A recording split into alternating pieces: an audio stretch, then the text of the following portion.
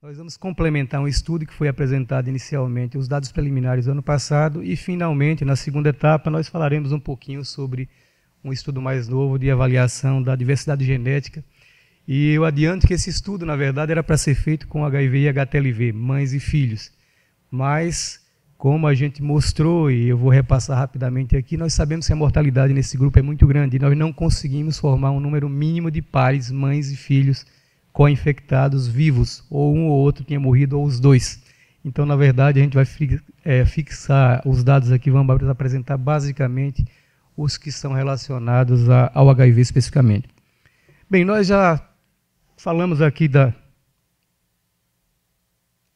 que a razão básica para termos co-infecções nessa população é exclusivamente pelas vias de transmissão. Não há nenhuma outra questão, pelo menos aparente, que leve ao aumento da co-infecção. Os dois vírus, os retrovírus, de modo geral, compartilham vias de transmissão com vários outros agentes. Isso faz com que co-infecções nesse grupo sejam bastante frequentes. E, na verdade, o HIV nós já sabemos bastante que ele leva a um comprometimento da resposta imunológica geral, e no caso de co-infecções virais, isso claramente pode impactar na resposta, levando à inadequação do combate a essa infecção e, portanto, o risco de cronificação, risco de afetar a história natural da doença ou de ser afetado por esse vírus. Porque a via é recíproca e, na realidade, muitas vezes nós temos efeitos negativos nos dois lados. O HTLV, por outro lado, que é um dos focos do nosso estudo, são 4 vírus, esses dois são os mais consistentemente estudados, os dois últimos, 3 e 4, são mais recentes e não temos dados a respeito deles ainda. E eles têm características que são superponíveis à do outro retrovírus mais famoso, HIV. Infectam CD4, mas, ao contrário do HIV, estimula a linfoproliferação, estimula a produção de L2 e, no caso específico do HTLV2, nós já sabemos que não há, na verdade, nenhum problema negativo em termos de impacto sobre a co-infecção do HIV. O HTLV2 ele tem um efeito quase nulo, embora o HIV possa afetar um pouco o risco de desenvolvimento de doença neurológica nessa população. Mas é um vírus que é considerado neutro. Um dado interessante é que ambos estimulam a proliferação de CD4 no paciente co-infectado com HIV. Mas isso não se traduz em resposta imunológica melhorada, pelo menos à luz do que nós temos estudado esse tempo inteiro. O HTLV1 ele é trópico para o CD4, enquanto que o HTLV2 é primordialmente focado em CD8. Eles podem infectar vários subtipos celulares, mas esta preferência de tropismo para essas células pode explicar a diferença que a gente vê em termos de patogenia dos dois vírus. E aparentemente ele piora o desfecho do HIV. Isso eu coloquei aí exclamações e interrogações porque existe ainda controvérsia. E, na verdade, eu fui um dos defensores dessa ideia inicialmente. Nós publicamos alguns trabalhos mostrando que, eventualmente, isso aconteceria, mostrando que há maior mortalidade, tanto em adultos como em crianças. Mas, quando nós fomos avaliar um pouquinho as bases imunológicas disso, a gente começou a questionar esse modelo. E o curioso é que, após isso, alguns outros estudiosos da área estavam sendo convencidos pelos nossos dados de que isso era um fato. Nós agora estamos questionando e estamos, na realidade, reavaliando, porque uma das coisas que a gente descobriu nesses pacientes é que, predominantemente, ao contrário do que esperaria num paciente com HIV, você tem uma resposta imunológica predominantemente TH1. Isso é o que nós vemos no HTLV isolado. Mas no HIV, geralmente, L2 está baixo, gama-interferon está baixo, e isso parece ser resolvido quando você acrescenta HTLV. Então, isso leva a um paradoxo, porque esses pacientes estão morrendo mais quando são co-infectados se eu tenho uma resposta que, teoricamente, aumenta a CD4 e tem uma produção de citocinas mais favorável à resposta imune antiviral adequada. E é isso que nós estamos tentando descobrir mais recentemente. Como eu disse, nós publicamos isso 10 ou 12 anos atrás, mostrando que em adultos co-infectados a mortalidade claramente era desfavorável quando comparados com os monoinfectados com HIV. Então, na verdade, esse estudo mostrava, com uma coorte bastante razoável, 63 pacientes co-infectados, o dobro de monoinfectados, e os co-infectados morriam muito mais, uma diferença estatisticamente muito significativa. Há coisa de 3 anos atrás, nós avaliamos isso em crianças, com N menor, 40 crianças co-infectadas, e encontramos um quadro exatamente igual. Crianças co-infectadas, mesmo quando ajustados para tempo de terapia, para CD4 basal, morriam mais. E isso não se coaduna com o que nós estamos achando. Como eu disse, a gente encontrou inicialmente um dado que sugeria uma melhora dessa resposta imunológica. Por que esses pacientes estariam morrendo? Na verdade, isso é uma das questões que estão sendo ainda revistas e não há uma explicação lógica para isso. Talvez o aumento de CD4 leve a um retardo na terapia antirretroviral, mas isso é só especulação. Nós estamos revisando toda a nossa coorte retrospectiva para tentar documentar isso e ver se realmente isso confirmaria que esse risco estaria associado a um retardo no tratamento e não a algo inerente com a infecção de per si. Bem, um outro vírus que tem chamado a atenção na realidade é o HCV. Com HIV nós já sabemos que ele é tudo de ruim, ou seja, o paciente cronifica mais, evolui mais para cirrose, morre mais de insuficiência hepática e adversamente afeta a recuperação imune do paciente com HIV, já que CD4 é comprometido. Aparentemente você tem inclusive uma distorção da percentual de CD4 em relação ao que você vê. Os japoneses, por exemplo, tinham mostrado que o clearance do HCV era reduzido quando o HTLV estava presente. Nós mostramos há pouco tempo atrás que na Bahia, aparentemente, o HTLV levava um benefício com menos fibrose. Estamos vendo ainda outros dados, onde a gente vai olhar, é claro que é mais frequente a co-infecção no paciente já com HTLV. Por quê? Como eu disse, essa tripla infecção em nosso meio é quase que uma característica do paciente usuário de drogas. Ela dificilmente vem por outras vias de transmissão. Então, quando nós encontramos um paciente com essas características, é claro que a gente espera que a hepatite B e C estejam mais presentes também. Então, não surpreende que, por exemplo, ele há 3 vezes mais do que no paciente HIV e quase 8 vezes mais do que no paciente só com HTLV. Então, isso provavelmente pela via de transmissão comum. Mas o dado que chamou a atenção, e eu mostrei isso ano passado aqui, é que, na verdade, quando nós observamos os pacientes co-infectados HCV e HTLV, 57% deles apenas tinham viremia. A gente lembra que no paciente imunocompetente, um paciente soronegativo para esses vírus, a taxa de cronificação da hepatite C é em torno de 80%. Só 20% aproximadamente dos pacientes evoluem para um clearance espontâneo. E o que nós vimos aqui é que quando você tem HIV e HCV, como já documentado em outros locais, 100% cronifica. Dificilmente o co-infectado se livra do HCV. Entretanto, quando você coloca o HTLV no meio, esse paciente se comporta como um monoinfectado. 75% de cronificação contra 25% de clearance espontâneo. Isso nos levou a imaginar que havia alguma coisa que pudesse estar mediando essa resposta. E aí esse trabalho retrospectivo também que está sendo submetido para publicação, mostrou que paciente ter HTLV, independente do status de HIV, levava uma taxa 3,5 vezes maior de chance de clearance espontâneo de hepatite C. Então, mostrando que, novamente, isso confirmava esses outros dados e que, provavelmente, haveria um racional biológico para isso. E o que nós fizemos foi pegar uma população de pacientes co-infectados, isso foi um dado apresentado no Congresso de HTLV ano passado, e, na verdade, baseado nesse racional que a gente acabou de colocar para vocês, nós fomos revisar o que a literatura tinha a respeito. Muito pouca coisa. E eu acrescentei aqui só um dado novo, que é um trabalho que acabou de sair no Gastroenterology, de uma população japonesa, onde eles encontraram que HTLV e HCV aumentaria o risco de hepatocarcinoma. Isso, como eu disse, vem na mão contrária do que nós estamos observando. E aí nós resolvemos pegar 30 e poucos pacientes co-infectados por 2 ou pelos 3 vírus e comparar o perfil de produção de citocinas. Nós testamos 25 citocinas de um painel usando uma metodologia de testagem simultânea, o Luminex, e, na verdade, esses pacientes eram triados se eles já tinham esse diagnóstico sorológico por esses vírus. E nós comparamos a resposta de acordo com o tipo de co-infecção e também com o tipo de resposta à terapia anti-hepatite que esse paciente tinha tido. Foram 15 pacientes co-infectados HIV e HCV e 18 com tripla infecção. Desses 18, 3 tinham se livrado espontaneamente do HCV. Então, 15 co-infectados, 15 que mantinham viremia, mas triplamente infectados, e 3 que eram triplamente infectados, mas tiveram clearance espontâneo. Esses pacientes foram pareados por sexo, por CD4, eles todos praticamente, só um tinha carga viral detectável, a maioria estava em terapia antirretroviral, então não havia esse viés.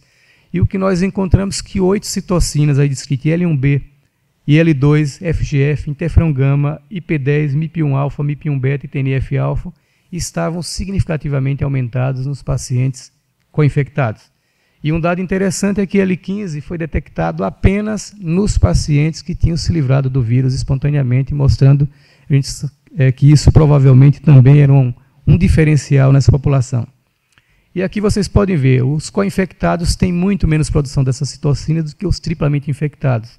E quando nós olhamos aquele grupo dos 3 que se livraram do vírus, essa produção é ainda mais aumentada. E um dado interessante é que nós fomos observar a resposta à terapia com interferon pegilado e ribavirina nessa população. A resposta básica, o nível de citocina foi semelhante entre quem respondeu e quem não respondeu. Mas quando nós olhamos aí o paciente com HCV e HIV apenas, a taxa de resposta foi resposta virológica sustentada de 25%. Se ele tinha HTLV, essa taxa subia para 40%. Nós fizemos uma avaliação de LB28, que é um marcador de resposta virológica nesses pacientes, resposta virológica sustentada. Não havia diferença entre quem respondeu à terapia e quem não respondeu em relação aos alelos, aos diferentes haplotipos para o IL-28. Então, na verdade, não era uma questão genética, o polimorfismo desse gene específico não estava relacionado à resposta terapêutica, como é observado na população monoinfectada. E aí nós resolvemos avaliar quem respondeu e quem não respondeu, e comparar quem tinha HTLV e quem não tinha. O dado surpreendente foi esse que nós encontramos aqui. Do lado direito de vocês, resposta virológica negativa, eles não responderam. Do lado esquerdo, quem respondeu. E o que nós vemos é que, dos que responderam, os pacientes infectados com HTLV tinham uma elevação muito maior dos níveis de várias citocinas, e aqui nós estamos vendo IL-2, TNF-alfa. Vocês podem ver que quem não respondeu, os níveis de produção de citocina eram idênticos, mas quem responde, essa diferença é bem visível. IL-1-beta, MP1-alfa, IP10. Então, na verdade, mostrando que, aparentemente, o HTLV era o responsável por essa modulação de citocina, que, em nossa opinião, por sua vez, levava a uma resposta virológica aumentada nessa população e, principalmente, a uma probabilidade maior de clearance espontâneo de hepatite C nesses pacientes. Então, as conclusões que nós tivemos desse estudo é que, na verdade, a co-infecção era associada com a produção aumentada dessas citocinas, que essa produção aumentada era responsável, provavelmente, pelo clearance espontâneo, e uma característica interessante é que todas são citocinas pró-inflamatórias. E quando a gente vai ver o que se sabe sobre a resposta imune à hepatite C, a gente vê que a nível hepático, principalmente, essa resposta inflamatória é muito importante para evitar dano tecidual e, ao mesmo tempo, aumentar a chance de clearance viral. E, na verdade, o que a gente havia notado com relação ao HIV e HTLV parece repetir também nessa população. O HTLV modula a resposta imunológica mesmo no paciente infectado com HTLV, com HIV, e isso, no caso específico da população triplamente infectada com hepatite C, HIV e HTLV, pode ser responsável por elevação da taxa de resposta nessa população. Então, basicamente, essas conclusões foram obtidas a partir desse estudo, e a gente deve ampliar essa amostragem e testar outras variáveis para tentar corroborar isso e confirmar que esses achados são devidos especialmente a essas alterações, essa imunomodulação do HTLV. E eu vou falar na segunda parte aqui sobre esses dados interessantes de pares de mãe e filhos infectados pelo HIV que nós observamos lá. Então, na verdade, o principal objetivo era avaliar se havia uma divergência genética ao longo do tempo de mães e filhos que foram infectados por via vertical em relação ao HIV.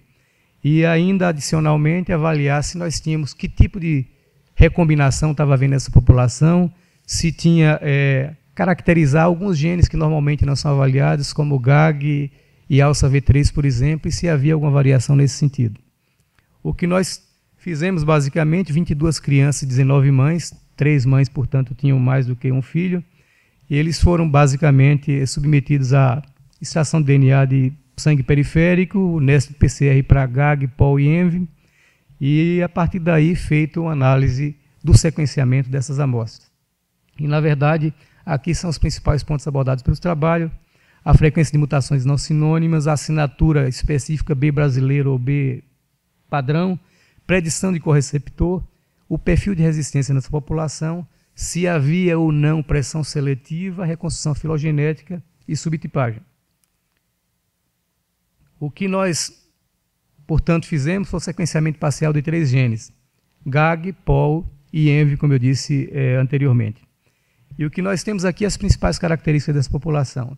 A idade média das crianças de 6 anos, a mãe 35, nós tivemos as mães predominantemente infectadas pelos seus parceiros sexuais, e um dado que é brutal, mas que é uma realidade, principalmente no Norte e Nordeste, um bom percentual, na nossa população, 80% dessas mulheres foram diagnosticadas apenas no momento do parto ou após o parto. Isso significa que você ainda teve nas crianças 61% que foi diagnosticada após o parto, em decorrência disso, até 1 ano de vida. E, na verdade, isso se reflete também na alta taxa de amamentação nessas crianças. 32% foram amamentadas por um período médio de 3 anos, o que aumenta mais ainda. Então, várias oportunidades perdidas de interrupção da transmissão materno-infantil aí. Bem, e aí o que nós temos na árvore para GAG, por exemplo? A gente vê 39 sequências com 80, quase 90% se agrupando como subtipo B e 13 que não se agrupavam com nenhum grupo monofilético. E esses 13, na verdade, a gente vai ver, eram formas recombinantes que faziam um grupo completamente diferente dos demais. Na polimerase, nós tivemos um dado semelhante também. 83% com o subtipo B e 17% com um cluster que não se agrupava em outros subtipos puros. E no envelope, na realidade, aqui de novo as recombinantes que nós encontramos nessa população, e no envelope, na verdade, nós tivemos um agrupamento de todas as sequências com o subtipo B.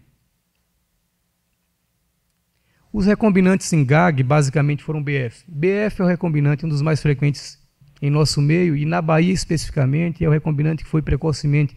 Alguns trabalhos nossos de mais de 10 anos atrás já mostravam a presença de BF lá, e é o que é o subtipo, a recombinante mais frequentemente demonstrada em nosso estado. Então, na verdade, aqui os 3 amostras que se agruparam com esse tipo de recombinação em GAG. E na polimerase nós tivemos algo semelhante também, BF, nos 3 subtipos aqui. E no envelope, na verdade, não tivemos nenhuma mudança, como eu disse, é basicamente nova recombinação a esse nível. E nós observamos 2 padrões de recombinação intergenética. BF em GAG e POL com B no envelope, ou B em GAG com BF em POL e B no envelope. Isso, na verdade, a gente vê que esse último foi apenas um único par de mãe e filho que se agrupava com essas características. Então, mutações não sinônimas foram encontradas em 7 pares de mães e filhos virgens de tratamento, ou seja, não foram derivados de pressão seletiva. Embora foram encontrados 305 sítios discordantes, essas mutações foram específicas desses 7 pares de mãe e filhos aqui. E na alça V3, na realidade, quando a gente foi ver o subtipo, se era B ou B', a gente vê que, na verdade, tanto as mães como os filhos, como esperado, tinham basicamente um percentual de 21% de B', com 40 e poucos por cento de B, e os outros, os recombinantes que nós citamos há pouco, na verdade. Então, isso é mais ou menos o que é esperado lá para nosso meio, mas há alguma divergência em relação a dados da Bahia mais recentemente e também os dados de São Paulo, onde mostra B', por exemplo, com uma prevalência muito maior. E uma das coisas que se diz é que o B', teoricamente, é um vírus mais light, ou seja, ele levaria um menor risco de evolução rápida, por exemplo. É claro que essa população é muito pequena para tirar uma conclusão definitiva, né, a esse respeito, mas a gente vê que, na verdade, não há muita diferença em relação dos pacientes que tinham o padrão GWGR, que é o B' característico, ou GPGR ou GXGX, por exemplo, de outros subtipos. Não houve uma diferença muito grande em relação à carga viral e CD4, e o tempo de diagnóstico foi muito semelhante, ou seja, isso não era uma decorrência também de uma maior exposição ao vírus. Avaliamos a predição de correceptor nessa população, e a gente vê que, na verdade, é uma diferença, uma inversão entre o que se vê em mães, onde 52% eram X4, enquanto que nos filhos a proporção de X4 era de 41%, o que é um dado relevante, considerando que são crianças e boa parte delas não tratadas, mas é claro que as mães, por terem mais tempo de infecção, elas têm mais chance de apresentar uma evolução para um subtipo ou um correceptor, uso de correceptor mais característico de infecção tardia, como o X4. E comparando de novo, nós sabemos que o X4 geralmente é associado a uma aceleração da evolução da doença. Nesse caso, a gente tem uma diferença um pouquinho mais que não chega a ser muito relevante, e eu volto a chamar a atenção para o N pequeno. Então, X4, nós temos a média de idade de 19 anos, o que é esperado, obviamente, e CCR5 mais 11 anos, e lembrar que o predomínio aí foi das crianças. E a carga viral era o dobro, mas considerando carga viral, isso aí não significa absolutamente nada, a diferença é muito pequena para ser levada em conta, assim como esse 100 de CD4 que separa um grupo do outro. Então, levando-se em conta o tamanho da amostra, esses são dados absolutamente comparáveis e não permitem maiores elucubrações. Em relação à resistência, a gente encontrou na polimerase, por exemplo, 18% de mutações de resistência, o que dá 44%. 9 em crianças virgens de terapia, e 9, 5 crianças e 4 mães, na verdade, e 9 em pacientes em terapia. Em pacientes em terapia, isso é esperado porque falhas prévias selecionam mutações de resistência. Mas essas em pacientes virgens de terapia sugerem, principalmente nas crianças, resistência transmitida. E a gente vê que, na verdade, estão separadas aí as diversas mutações associadas à resistência à droga, e boa parte delas foi encontrada, a gente vai mostrar mais adiante, em mães e filhos, mostrando que houve sim transmissão de resistência através da transmissão vertical da infecção. Na polimerase, isso aqui utilizando a ferramenta do Stanford para ver a taxa de transmissão, a possibilidade de transmissão na população é em torno de 5%. Mas se nós formos observar só a frequência de mutações transmitidas da mãe para o filho, chega a 33%, o que é um número bastante razoável. E aí vocês têm anotados em detalhe as mutações mais frequentemente detectadas nesses grupos. Então aqui também, novamente, e nesse caso aqui as mutações de envelope, é um dado interessante, embora não seja uma mutação muito relevante do ponto de vista de terapêutica, mais 5% de mutação primária na posição 44 e de 15% na 137, o que na realidade é um dado, levando-se em conta a hipervariabilidade dessa região, é esperado, mas essas chamam atenção porque elas podem ter algum impacto, não são mutações primárias, mas podem ter algum impacto na sensibilidade a T20, por exemplo, que atuaria nessa região. Nós tivemos, como eu disse antes, 4 pares com o mesmo padrão de mutação em POL e 2 pares em envelope, sugerindo que, na verdade, essas mães transmitiram esses vírus mutados para seus filhos, então são mutações de resistência transmitidas e não adquiridas por diversidade genética, evolução genética dessas crianças.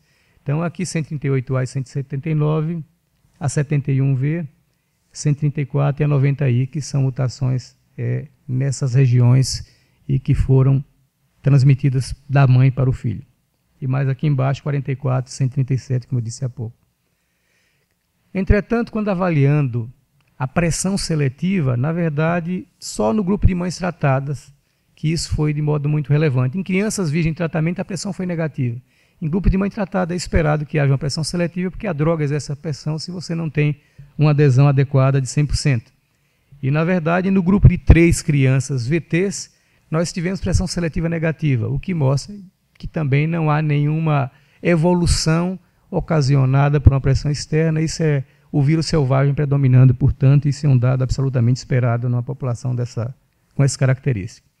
Então, nós tivemos mães todas contaminadas por via sexual, o que é padrão nas mulheres jovens brasileiras e reflete a feminização da epidemia que nós temos visto. E isso chama a atenção claramente para um problema muito importante, que é o diagnóstico tardio, tanto de mães como filhos. Um outro trabalho recente de uma aluna nossa mostrou claramente que 40% das mulheres que chegavam na maternidade de referência para HIV só vinham ser diagnosticadas no momento do parto. 10% após o parto, na maternidade de referência. E o mais importante, 40% dessas recém-diagnosticadas eram perdidas no follow-up. E você perdia, obviamente, a chance de interromper a transmissão por amaleitamento, que essas mulheres seguramente iam oferecer para seus filhos mais adiante. Prevalência de 82% do subtipo B e 18% de BF, isso confirma essa predominância do subtipo B no Brasil e confirma a característica na Bahia do Nordeste, que o recombinante mais frequente é o BF também. Chama atenção aí que faltou o subtipo C, mas como C lá em nosso meio é em torno de 6%, então é esperado que com um N pequeno isso não seja muito visível. E, na verdade, nos BFs aqui, a gente tem uma ideia, por exemplo, um trabalho que eu participei com o Zé Carlos há 15 anos atrás, 3,4%, No Nordeste, Brindeiro achou 6% mais adiante, 8,4% em São Paulo, e em Salvador, mais recente, a Joana lá da Fiocruz achou 13% de IBF. Então, nosso número bate basicamente com essa evolução e esse incremento desse subtipo recombinante em nosso meio. Importante, a gente está tentando ver se faz genoma completo dessas amostras para poder detectar outras características. Então, nós tivemos um caso de mãe e filha com a diferença filogenética muito grande. Foi o único caso onde nós poderíamos falar, provavelmente, de divergência evolutiva, ou seja, o vírus da mãe e do filho seguiriam caminhos diferentes de tal modo que não se agruparam na árvore de filogenia no mesmo cluster, por exemplo. Então, provavelmente, está relacionado ao tempo de infecção, uma criança um pouco mais velha e, obviamente, também o esquema da TARV na mãe, da terapia antirretroviral, pode ter forçado uma evolução do vírus direcionado pela pressão seletiva das drogas. O B brasileiro, na verdade, 20% foi mais alto do que encontrado em 2010 na Bahia, de 10% nós tivemos o dobro, mas muito inferior ao que o Ricardo achou aqui em São Paulo, que foi em torno de 40%. Então, provavelmente, isso reflete características da amostra e não necessariamente um achado que seja generalizável para a população geral. Eu acho que ainda precisa definir melhor qual é a frequência disso em nosso meio. E a resistência, 33% de mutações transmitidas, significa que 1/3 dessas crianças, se forem receber a terapia convencional, elas vão falhar. Então, na verdade, isso reforça o dado que nós encontramos há 4 anos atrás em Salvador, de 26% de resistência transmitida em crianças, que levou o Ministério a recomendar a genotipagem prévia de crianças antes da terapia antirretroviral, o que é feito hoje em larga escala. Porque realmente esse é um dado que tem sido mostrado em vários locais do país e que, portanto, pode ocasionar um número inaceitável de falhas se você não tem uma genotipagem prévia. Não temos muita coisa no envelope, na realidade. POL, você não teve nenhum reflexo em ENV, então, na realidade, não esperava isso e, portanto, esses pacientes, se tiverem que utilizar enfuvirtida, não é muito utilizado hoje, mas, teoricamente, eles não têm problemas, porque aquelas mutações não são muito importantes. Mas observa-se que o gene ENV é o que tem maior pressão seletiva. E, na verdade, a alfa V3 é hipervariável por natureza, então isso é um achado esperado também. Então, os principais, sumarizando tudo isso, é que nós tivemos um predomínio de cepa do subtipo B e confirmamos a presença importante de IBF no nosso meio, baixa prevalência do B' comparado com os achados aqui do Sul, por exemplo, uma alta prevalência de X4, 47, quase 5, metade dos pacientes nessa população tinham o vírus X4, que mostra provavelmente o tempo de evolução deles, e pouca mutação associada à região do envelope, o que leva a um predomínio de pressão seletiva negativa. É claro que a gente tem que falar que esse é um estudo pequeno, esses dados obviamente são sujeitos a críticas pelo tamanho amostral, mas nós não temos muitos dados sobre essa comparação de pares mães-filhos em nosso meio, de modo que eu acho que ele acrescenta até algumas questões interessantes para serem desenvolvidas mais adiante em outros projetos.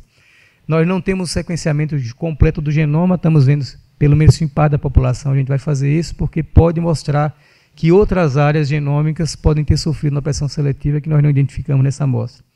E lembrar que nós fizemos sequenciamento direto, e essa técnica só vai identificar cepas dominantes, então minorias podem estar presentes e não serem detectadas pela genotipagem padrão.